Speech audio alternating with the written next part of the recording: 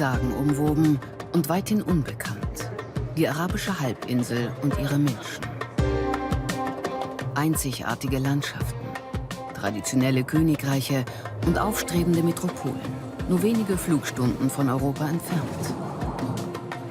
Die Länder der arabischen Halbinsel verändern sich rasant und damit auch das Leben, vor allem der Frauen. Die Golfstaaten öffnen sich nach und nach den Besuchern. Sie erleben grandiose Natur, jahrhundertealte Kulturdenkmäler und das faszinierende Nebeneinander von Fortschritt und Tradition.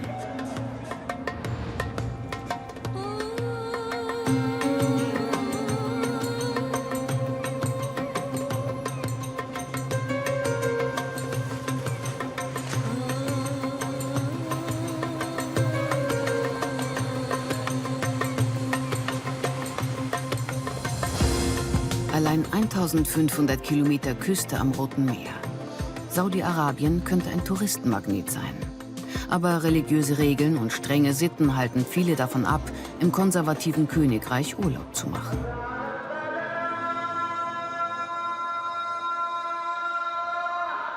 Dschidda, Tor zu den beiden heiligsten Städten des Islam, Mekka und Medina. Zu Zeiten des Osmanischen Reichs wichtiger Handelsplatz am Roten Meer und heute die lebendigste Stadt Saudi-Arabiens. Vor allem in Al-Balad, der Altstadt, herrscht in den Gassen ein öffentliches Treiben, wie sonst nur selten im heißen Saudi-Arabien. Städteplaner Sami Nawar war daran beteiligt, dass Dschiddas alter Stadtkern 2014 als UNESCO-Weltkulturerbe anerkannt wurde.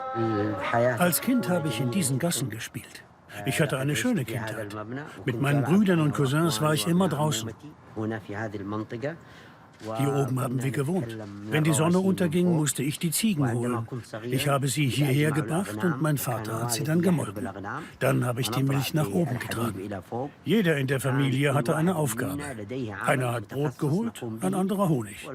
Unser ganzes Leben, Schlafen und Essen, alles spielte sich in diesem Haus ab. Doch dann kam die Moderne in die Hafenstadt. Wie viele andere zog auch Sami mit seiner Familie in ein Neubauviertel und überließ Dschiddas Altstadt sich selbst. Heute wohnen hauptsächlich Gastarbeiter im verfallenen Al-Balad. Wir sind hier weggezogen, als ich 10 war. Alle wurden reicher. Die Häuser waren alt und klein. Alles war staubig. Die Autos kamen und es gab keine Parkplätze. Jeder, der etwas auf sich hielt, zog hier weg. Heute bereuen wir das. Seit Samis Kindertagen hat sich viel verändert. Momentan leitet er die umfangreiche Restaurierung der Me'ma-Moschee, die gleich am Eingang zu Dschiddas Altstadt steht. Salam alaikum. Alaikum salam. Wie geht es euch? Wie geht es dir, Yasser? Wie geht es dir, lieber Kollege? Schau dir mal an, was wir gefunden haben, wie du es erwartet hast. Meinst du, dass ihr hier wirklich auf den ursprünglichen Boden gestoßen seid? Ja, und das ist kein Zufall. Yasser, nimm den Besen und mach das hier sauber. Die Moschee wurde im Laufe der Jahrhunderte immer wieder umgestaltet. Das macht eine genaue Einschätzung des Baujahres sehr schwierig. Der Architekt meint, sie stammt aus dem 17. Jahrhundert. Aber Sami ist überzeugt, sie müsse noch viel älter sein. Er schätzt die Moschee auf mindestens 600 Jahre.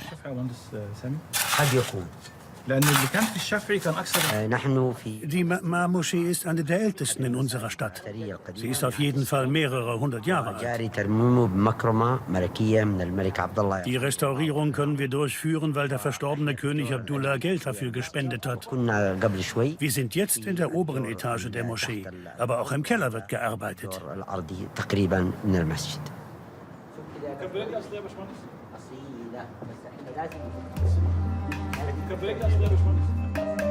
Jetzt wird die Stadt, durch die eine der wichtigsten Straßen führt, mühsam restauriert.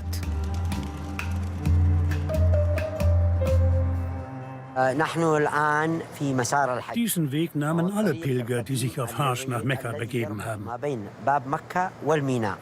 Usman bin Affan hat vor 1400 Jahren diesen Weg genommen. Hinter mir im Westen liegt das Meer und im Osten Mekka.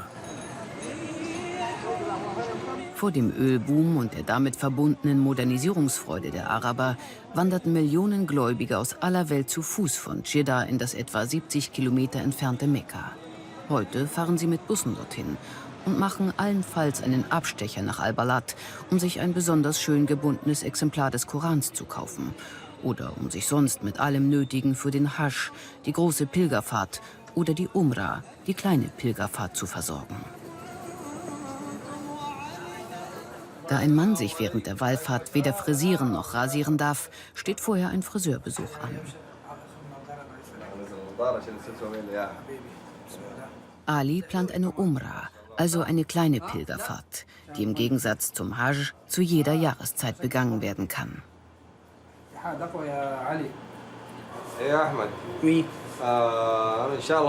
Morgen fahre ich nach Mekka, um die kleine Pilgerfahrt zu machen. Ich möchte, dass du mich rasierst. Kein Problem. Heute ist der kleine Friseursalon von Ahmed relativ leer.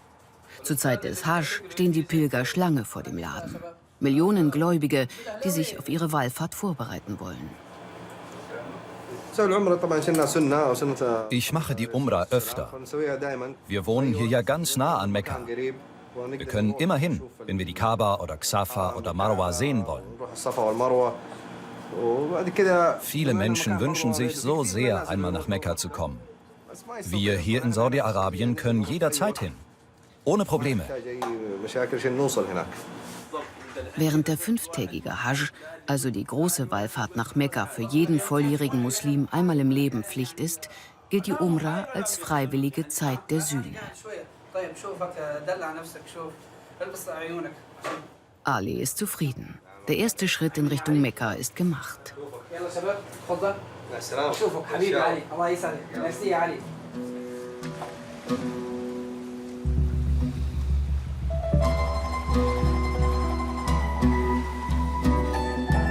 Die Nähe zum Hafen hat schon seit Jahrhunderten in Dschiddas Altstadt für regen Handel gesorgt. Daran hat sich bis heute nichts geändert.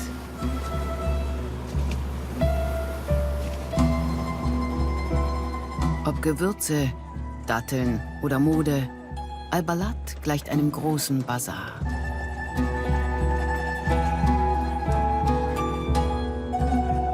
Und wer meint, die traditionellen Kleidervorschriften würden dem modebewussten Saudi Beschränkungen auferlegen, wird hier eines Besseren belehrt.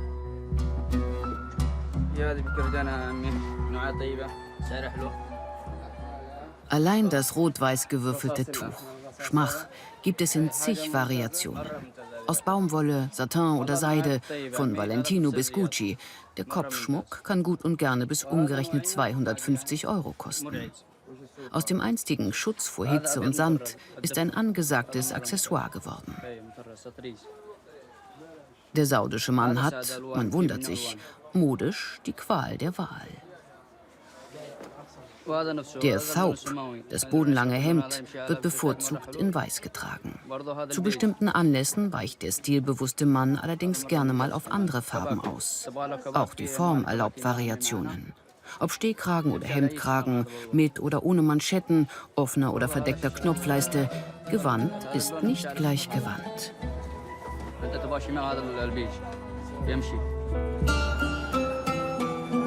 Während den Männern bei Outfit und Farbwahl freie Hand gelassen wird, müssen sich die saudischen Frauen trotz unerträglicher Hitze ganz in Schwarz hüllen. Allerdings, was unter der Abaya getragen wird, kommt nicht selten von den Laufstegen dieser Welt. Und hinter verschlossenen Türen, wenn die Damen unter sich sind, gibt es keine Tabus. Nicht in der Mode und nicht in den Träumen. Ich möchte die erste Ballerina Saudi-Arabiens werden, die öffentlich auftritt. Um sich ihren Wunsch zu erfüllen, tanzt die 18-jährige Jumana fast täglich in einer privaten Ballettschule. Ein Vergnügen, das in dem Gottesstaat eigentlich verboten ist. Aber immer mehr Frauen kümmern sich nicht darum. Schließlich sind ihre Privaträume für Männer tabu. Wer will sie also davon abhalten, dort zu tun, was sie wollen? Wie alle Frauen in Saudi-Arabien freut sich Jumana, dass das Autofahrverbot aufgehoben ist. Aber das ist erst der Anfang. Ballett, Tanzen, überhaupt etwas in der Öffentlichkeit machen. Mit Freunden alleine ausgehen, das sieht man hier nicht gerne. Ich wünschte mir, meine Familie wäre offener. Also nicht meine Eltern, aber die anderen. dass sie das mehr akzeptieren.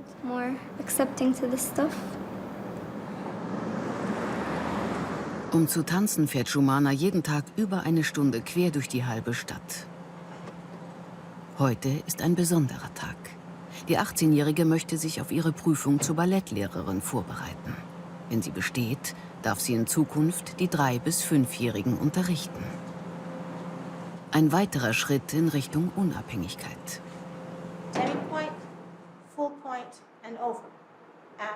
Zunächst muss Shumana sich aufwärmen. Ihre Trainerin Sarah hilft ihr. 70% der saudischen Bevölkerung sind unter 30. Sie haben Zugang zu Facebook, Twitter und YouTube. Sie wissen, was auf der Welt passiert und fühlen sich zunehmend eingeengt. Sie beginnen kritisch zu denken und Regeln zu hinterfragen. Zusammen mit ihrer Freundin Jude kommt auch Shumana zunehmend ins Grübeln. Wir leben hier ganz anders. Frauen sind für sich und Männer sind für sich. Man hat nichts miteinander zu tun, außer innerhalb der Familie. Ich fühle mich komisch, wenn ich alleine unterwegs bin und zum Beispiel eine bunte Abaya trage. Wenn mein Vater dabei ist oder einer meiner Cousins, fühle ich mich wohl. Das ist etwas anderes. Aber Frauen, die alleine sind, werden zur Zielscheibe. Man schaut auf uns herab. In unserer Kultur werden wir als minderwertig angesehen. Keine Ahnung, was Männer denken. Wahrscheinlich denken sie gar nicht.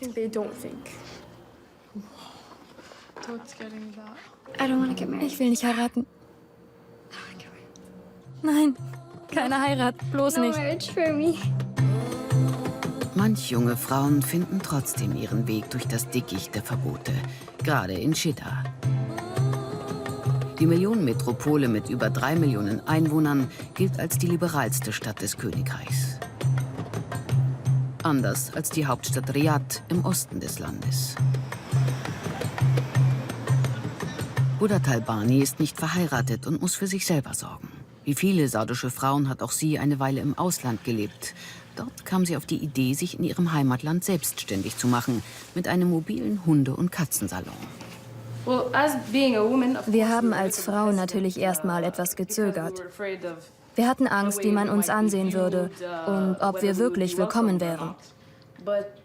Aber zu unserer Überraschung waren viele Leute glücklicherweise sogar stolz auf uns, was wir als Frauen erreicht haben. Aber besonders als saudische Frauen. Wir bekamen viel Unterstützung und Hilfe, um dahin zu kommen, wo wir jetzt sind.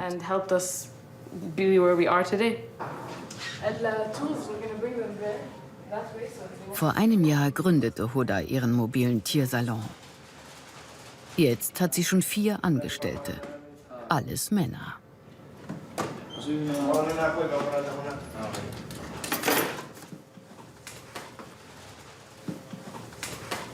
Draußen gibt es noch ein paar andere Regeln zu beachten. In der Öffentlichkeit müssen saudische Frauen ja ihr Haar bedecken. Wir versuchen uns so einfach wie möglich anzuziehen und dabei auch Sicherheitsaspekte zu beachten. Deshalb ziehe ich den weißen Laborkittel an. So sieht man sofort jeden Schmutz. Und ich mag Farben. Deshalb habe ich mir das blaue Kopftuch ausgesucht.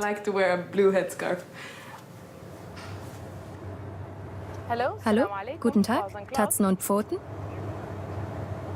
Huda und ihr Mitarbeiter sind täglich unterwegs, um die Haustiere ihrer Klienten zu pflegen. Vor kurzem haben sie und ihre Businesspartnerin ein zweites Auto angeschafft. So gut läuft das Geschäft. Haustiere sind für viele Saudis ein Statussymbol, für das sie bedenkenlos Geld ausgeben. Hey, girl. Hi. Solange Huda auf der Straße ist, achtet sie streng darauf, korrekt angezogen zu sein. Erst im Auto kann sie es wieder riskieren, ihre offizielle Kleidung abzulegen. Jetzt kann ich wieder das Kopftuch und den Kittel ausziehen. Es ist so heiß und die Tür ist zu. Es ist also sicher. Selbstständig arbeiten. Für Frauen in Saudi-Arabien längst noch keine Normalität. Huda konnte sich ihren Traum vom eigenen Geschäft nur erfüllen, weil sie männlichen Beistand hatte. Mein Vater ist zum Glück sehr aufgeschlossen. Er gestattet mir, Neues auszuprobieren und neue Ideen nach Saudi-Arabien zu bringen. Bei einer Hochzeit würde die Entscheidungsgewalt auf den Ehemann übergehen. Eine solche Abhängigkeit ist Huda zu riskant. Da bleibt sie lieber Single.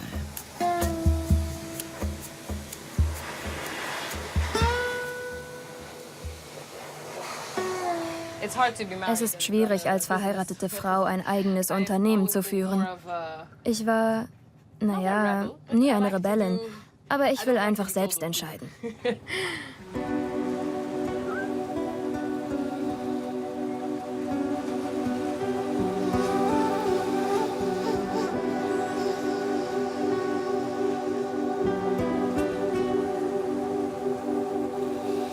Die meisten Männer scheinen sich keine Gedanken über fehlende Frauenrechte zu machen. Sie bevorzugen Business as usual und das heißt unter anderem 5-mal am Tag beten.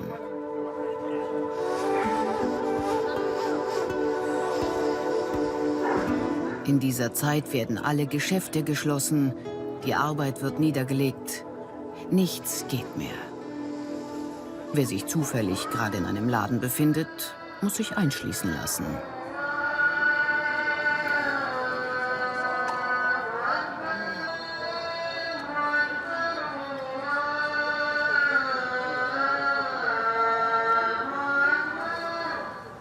Solange die Meqma-Moschee restauriert wird, versammeln sich die Gläubigen unterm freien Himmel.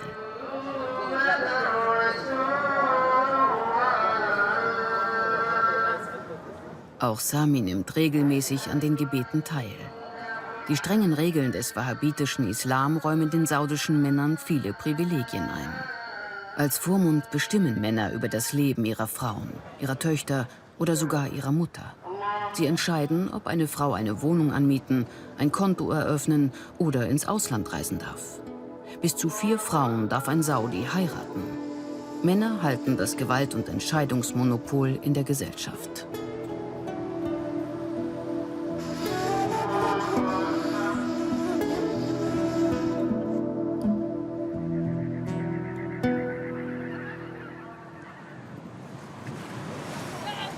In Jeddah befindet sich der größte Hafen Saudi-Arabiens. Und hier funkeln auch die exotischsten Fische des Landes. Großhändler kommen schon um 5 Uhr morgens auf den Bankala Fischmarkt, um sich die schönsten Exemplare zu sichern.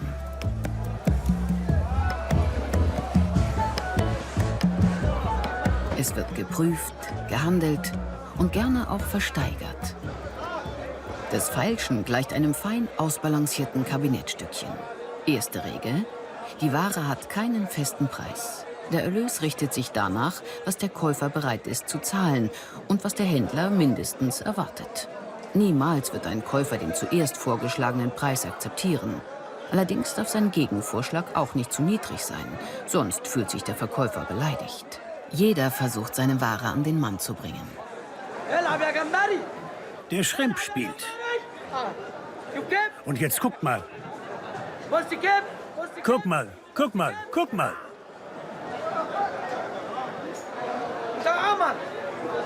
Er bewegt sich. Allah ist groß.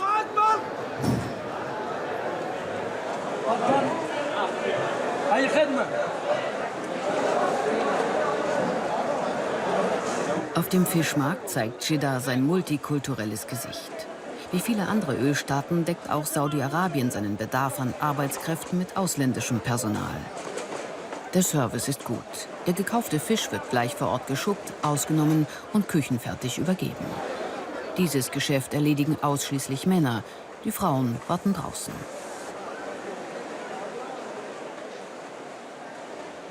Ein seltener Vorteil der Geschlechtertrennung.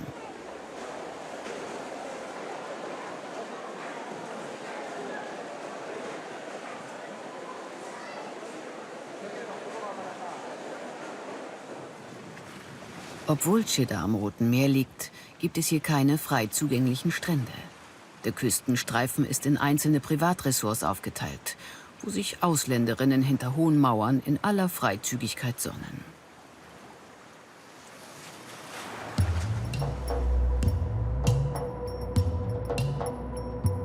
Knapp 100 Kilometer östlich von Dschidda entfernt liegt im Landesinneren Mekka.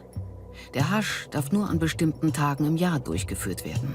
Dann strömen bis zu 3 Millionen Muslime aus aller Welt an den heiligsten Ort des Islam.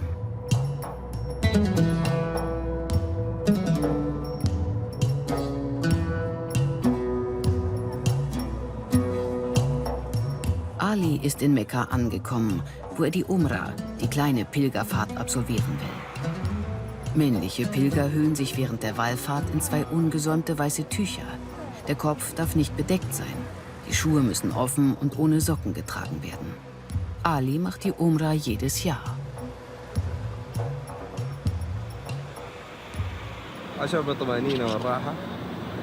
Die Umrah gibt mir ein Gefühl von Ruhe und Gelassenheit. Es ist, als würde die Seele zu einem zurückkehren. Die ehemals kleine Siedlung rund um die Al-Haram-Moschee ist inzwischen auf eine Millionenmetropole angewachsen. Das Geschäft mit den Pilgern bringt jedes Jahr Einnahmen in Milliardenhöhe. Über 100.000 klimatisierte Zelte für Pilger aus aller Welt erstrecken sich auf 20 Quadratkilometern. Devotionalien und Andenkengeschäfte säumen die Straßen. Wer einmal hier war, will neben der spirituellen Erfahrung auch etwas Handfestes mitnehmen. Vor dem rituellen Gebet müssen die Gläubigen sich reinigen. Ohne eine Waschung, so sagt es der Koran, ist jedes Gebet ungültig.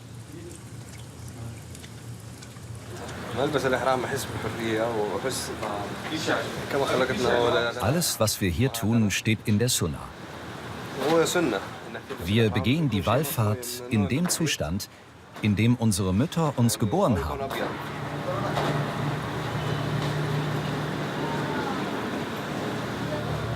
Deshalb darf auch das Gewand nicht genäht sein. Neben den Füßen müssen auch Hände und Gesicht gereinigt werden. Der Koran sagt, wer die Waschung rechtens unternimmt, von dem fallen die Sünden bis zu den Fingerspitzen ab.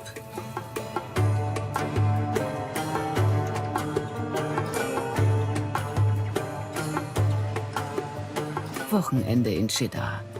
In Saudi-Arabien haben die Menschen am Freitag und Samstag frei. Zeit für viele Familien, einen Ausflug an die Corniche zu machen.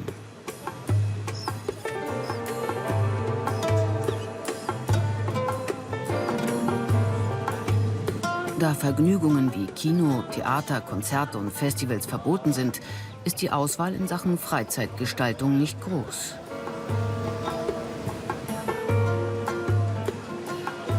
Picknicken gehört zu den Lieblingsbeschäftigungen der meisten Familien. Die Stadt bietet ihren Bewohnern schöne Parkanlagen und jede Menge Kunst im öffentlichen Raum. Fantasien, Gedanken, Sehnsüchte, nicht alles lässt sich von Königshaus und Klerus kontrollieren. Und Nischen, in denen die Menschen ihre Träume ausleben können, finden sich in jeder Gesellschaft. Heute ist ein großer Tag. Wir machen die Prüfung. Du kannst das erste Level erreichen. Wenn du das schaffst, darfst du die 3- bis 5-Jährigen unterrichten. Judy wird dich dabei filmen. Das Material schicken wir dann an die Jury, die mitentscheidet, ob du bestanden hast. Gut. Bist du bereit? Ja, Okay, gut. ich muss ja. Fast bereit? Ich muss ja. Okay, super. Dann geh mal an den Barren. Wir fangen mit den Positionen an. Sarah und eine Jury in London werden gemeinsam entscheiden, ob Jumana die Prüfung bestanden hat. Dazu werden die Videoaufnahmen und Sarahs Beurteilung in die britische Hauptstadt geschickt. Die Ballerina muss also auch internationale Standards erfüllen.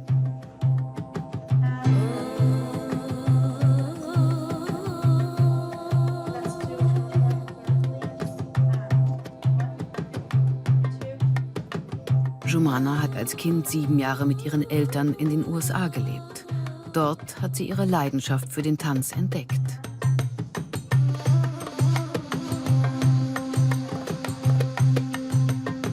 Seitdem träumt sie davon, als erste saudische Ballerina öffentlich auftreten zu dürfen. Dafür trainiert die 18-Jährige täglich nach der Schule 3 Stunden. Mit Erfolg, wie auch die heutige Prüfung zeigt. Jumana hat das heute ganz toll gemacht. Sie hat das erste Level erreicht. Sie konnte und wusste alles, was dafür erforderlich ist. Wir werden weiter an ihrer Technik arbeiten, damit sie auch die nächsten Stufen erreicht. Aber sie hat diese Prüfung auf jeden Fall bestanden. Es war gut. Ich hätte es besser machen können bei den Pirouetten und der Fußarbeit.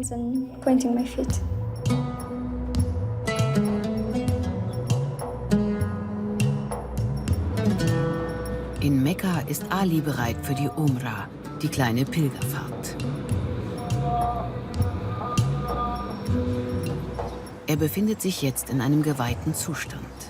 Bis zum Ende der Wallfahrt muss er auf alle Handlungen verzichten, die ihn in seine ursprüngliche Verfassung zurückholen könnten. Das heißt, er darf nicht lügen, flirten oder sinnlos plaudern. Protzen, verschwenden und gieren sind auch verboten.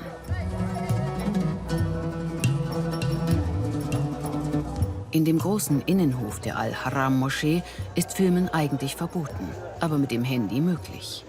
Hier befindet sich die Kaaba, ein riesiger Granitblock und das Allerheiligste im Islam. Der Ort, dem sich alle Muslime beim Gebet zuwenden.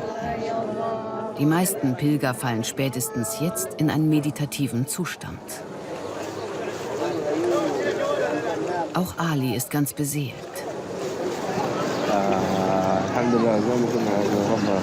Zum Glück bin ich mal wieder hier. Ein wunderbares Gefühl.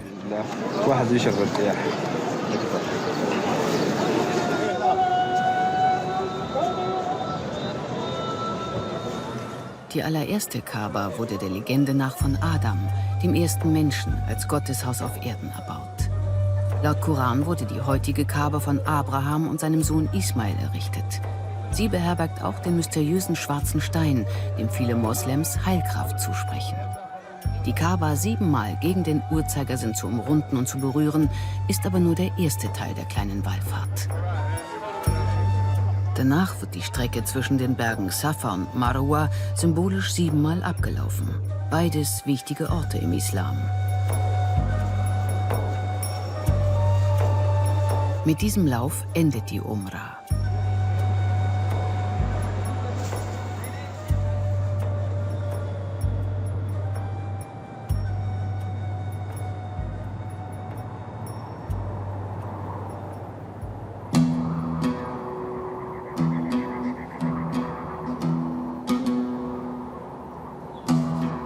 Parallel zum Roten Meer steigt hinter Dschidda das Asir-Gebirge bis zu einer Höhe von 3000 Metern an. Weniger Hitze in höheren Lagen, das begünstigt den Anbau von Dattelpalmen. Die Juwelen zum Naschen gelten in Saudi-Arabien als nationale Köstlichkeit, die es an jeder Straßenecke zu kaufen gibt. Ihre Ernte erfordert Geschick. Mansour al-Madani und sein Kollege Maki Wahib müssen heute noch einige Kilo Datteln ernten. Höher, immer weiter. Aber pass auf! Dattelpalmen sind zweihäusige Gewächse.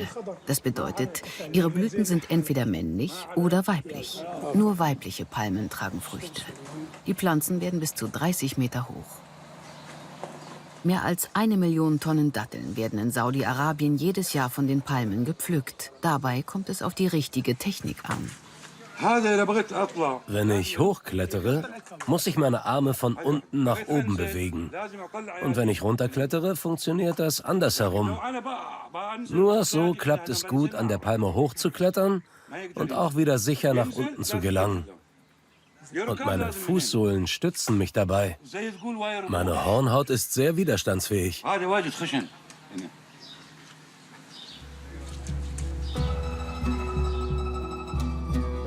Saudi-Arabien gehört neben Ägypten und Iran zu den 3 größten Dattelproduzenten weltweit.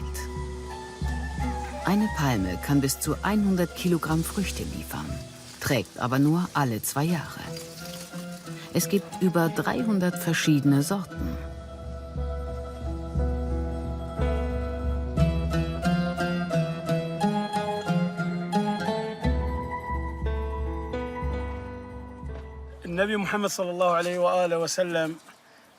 Der Prophet Mohammed hat uns Menschen aufgefordert, uns um die Palmen zu kümmern und sie zu pflegen. Am Ramadan brechen wir das Fasten immer mit Datteln, eine wichtige Frucht.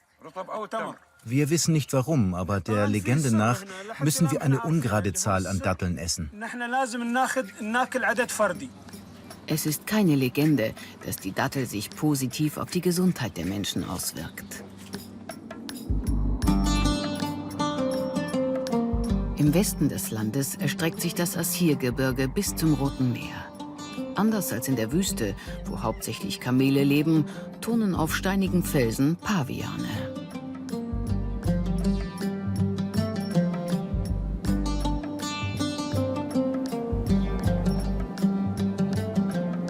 Etwas höher hinauf im Assir-Gebirge schmiegt sich das fast 1000 Jahre alte Steindorf Rijal Alma zwischen die felsigen Hügel. Diese Schnittstelle zwischen dem nahegelegenen Jemen und den heiligen Städten Mekka und Medina war bis vor 400 Jahren ein kleines Handelszentrum. In Rijal Alma entstand auch die sogenannte Al-Khat-Kunst, eine Ziermalerei, die ebenso wie der Ort selbst dem Ölboom und der Industrialisierung zum Opfer fiel. Der Künstlerin Fatima Ali Abu Kahas ist es zu verdanken, dass dieses Kulturgut mittlerweile zu neuem Leben erweckt wurde. Mehrmals in der Woche besuchen junge Schülerinnen Fatima in ihrem Atelier, um die Khat-Kunst, die man als frühzeitliches Graffiti bezeichnen könnte, zu erlernen. Für Fatima hat diese Kunst nicht nur einen ästhetischen Wert. Sie erinnert auch an Zeiten, in denen auf der arabischen Halbinsel noch andere Regeln galten.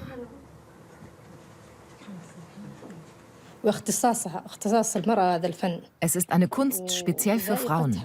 Sie reflektiert weiblichen Kunstgeschmack und weibliches Kunstgefühl. Die Khat-Malerei erzeugt ein Gefühl von innerer Ruhe. Sie macht dich geduldig und bringt dir bei, was es heißt, einen langen Atem zu haben und durchzuhalten. Wenn ich mal einen Tag nicht male, fehlt mir etwas.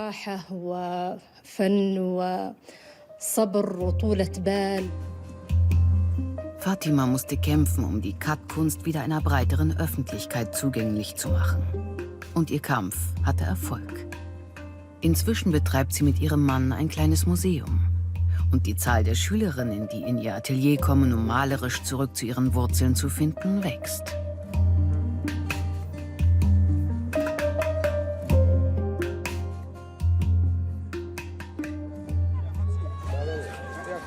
Das Bewusstsein für alte Beduinentraditionen ist in der Assir-Region erheblich ausgeprägter als in den Metropolen Dschidda und Riad.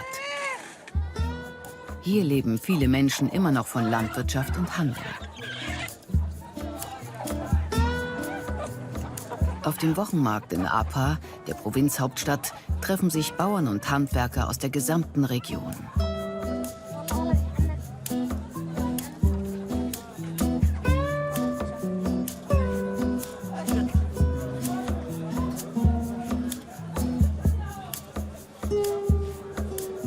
Neben Gewürzen und Gemüse wird auch Handwerkskunst feilgeboten.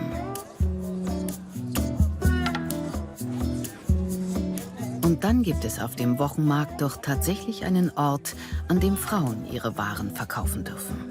Das ist einmalig.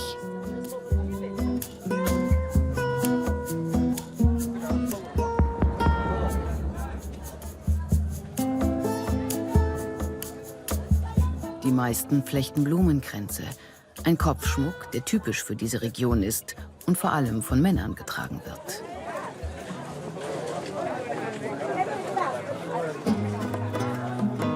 Bevor die Familie Saud 1932 die Macht übernahm, bestand das Land aus vielen verschiedenen Stämmen. Von nun an sollten die Tribes ihre Geschichte vergessen und sich einer neuen saudischen Identität verschreiben. Aber die sogenannten Blumenmänner von Assir ließen sich nicht vereinnahmen.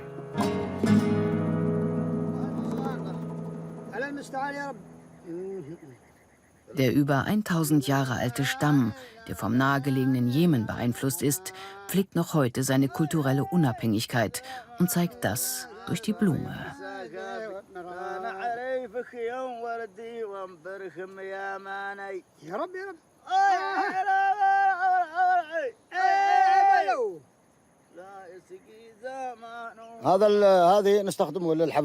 Wir tragen diese Kränze fast immer, aber vor allem auf Festen und zu offiziellen Anlässen. Sie verbreiten einen wunderbaren Duft. Wir hängen sie auch zu Hause auf, damit das Haus gut riecht. Oft flechten die Männer auch Kräuter ein. Angeblich lindern sie Kopfschmerzen. Kopfschmuck, Trachten, Flöte und Gesang. Die Blumenmänner sind nicht zu übersehen und nicht zu überhören.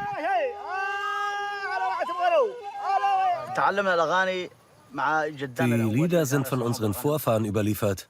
Die waren Hirten und haben oft unter freiem Himmel übernachtet.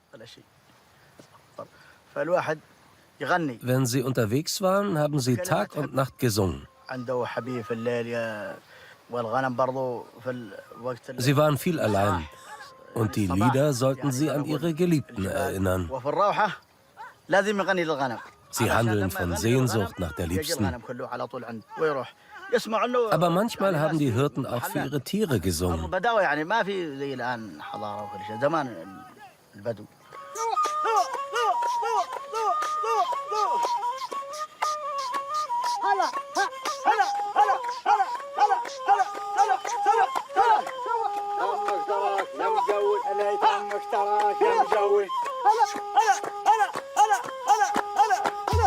Bis heute sind die meisten der Blumenmänner von Assir Landwirte und Hirten.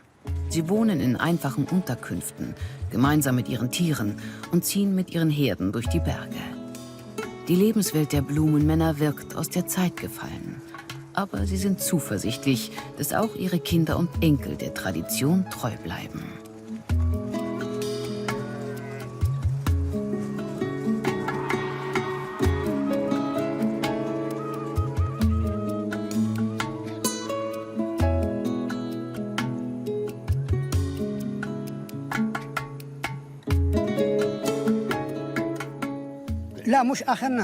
Wir haben keine Sorge, dass wir die Letzten unserer Art sind.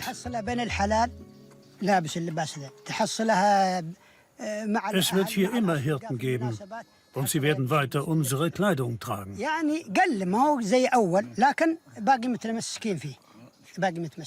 Nicht nur zu festlichen Anlässen. Wir werden unsere Kultur erhalten. Das hoffe ich zumindest, so Gott will.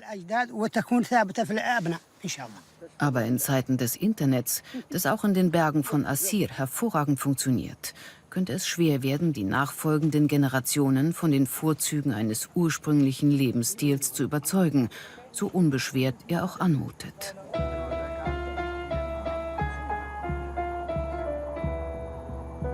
Im Nahen Osten hat der Dattelanbau seit Jahrtausenden Tradition. Er wird in allen 3 Weltreligionen geschätzt. Dass Frucht und Pflanze sowohl im Juden- und Christentum als auch im Islam von Bedeutung sind, wird auf den Propheten Abraham zurückgeführt, der Dattelliebhaber gewesen sein soll. Unter den kritischen Blicken von Mansur und seinen Mitarbeitern wird die Ernte sortiert. Auf Strohmatten werden die Datteln zum Trocknen in die Sonne gelegt. Auf den Markt kommen nur die besten. Wir haben die Datteln nach der Ernte jetzt hier gelagert. Diese hier sind zum Verzehr gedacht. Es gibt auch welche, die schlecht sind und nicht gegessen werden können. Die werden als Futter für die Tiere verwendet. Alle anderen trocknen jetzt unter der Sonne. Süße Datteln und Gewürzkaffee. Diese Kombination leitet in Saudi-Arabien so ziemlich jedes gesellschaftliche Zusammentreffen ein. Als Zeichen der Gastfreundschaft. Wo immer Menschen sich treffen, gibt es zum arabischen Kaffee die getrocknete Frucht.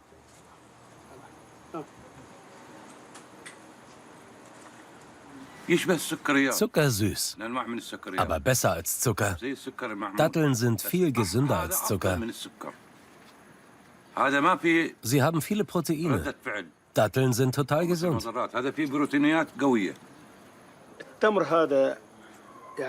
Schon unsere Vorfahren haben sich von Datteln ernährt.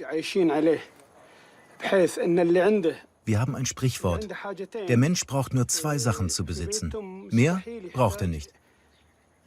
Er braucht eine Palme und eine Kuh.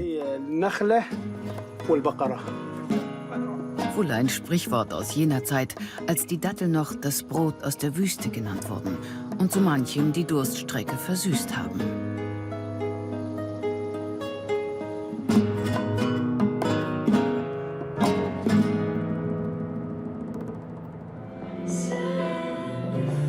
Jumana ist schon wieder im Ballettstudio.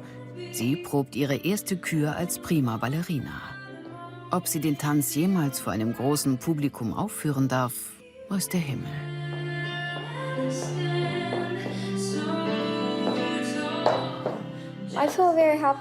Ich bin glücklich, wenn ich tanze. Ich liebe Ballett.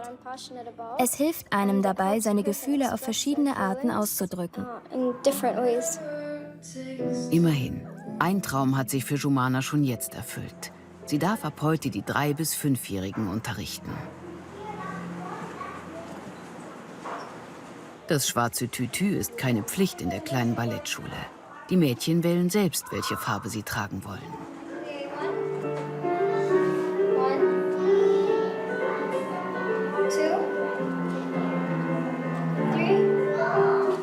Etwa 20 Schülerinnen kommen regelmäßig zum Unterricht. Die meisten sind schon älter. Vor allem das Unterrichten der ganz Kleinen erfordert viel Geduld und Leidenschaft. Sie sollen bei der Stange bleiben. Es macht mir Spaß, Kinder zu unterrichten. Aus ihren Fehlern lerne ich. Und es ist lustig. Ich genieße es. Die Freude am eigenen Ausdruck. Die Spielräume für Frauen in Saudi-Arabien sind größer geworden. Doch sie sind immer noch sehr klein.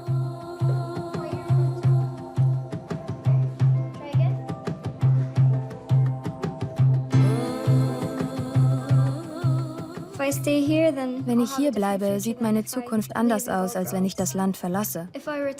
Wenn ich im Ausland studieren will, muss mein Vater mich begleiten. So sind die Regeln hier. Aber in den letzten Jahren hat sich schon vieles verbessert. Frauen arbeiten jetzt und haben viel mehr Möglichkeiten als noch vor ein paar Jahren. Die Zukunft muss einfach besser werden.